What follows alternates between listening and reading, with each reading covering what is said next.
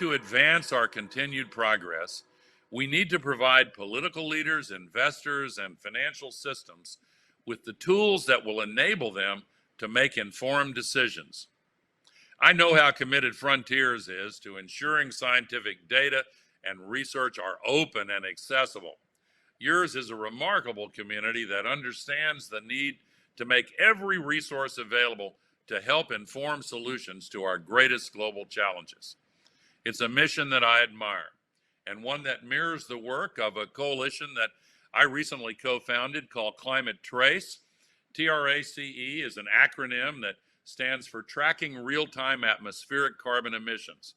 And our goal in this new coalition is to usher in an era of radical information transparency for greenhouse gas emissions monitoring by providing independent, highly accurate, timely, and granular data on the specific sources of the greenhouse gas pollution now warming our planet. To do so, we have sourced data from more than 300 existing satellites from many countries around the world, more than 11,100 air, land, and sea-based sensors, and numerous public and commercial databases, which we then analyze using artificial intelligence in order to precisely pinpoint sources of emissions and the amount of activity at each and every significant source. Prior to the emergence of Climate Trace, the world has been relying on an assortment of highly flawed, incomplete, self-reported emissions data to inform everything from national emissions inventories to individual companies' net zero targets. And while wealthier nations have been able to invest in some state-of-the-art monitoring sensors for certain industries, most nations around the world have needed to rely on generalized, inaccurate estimates or reports filled with gaps and omissions.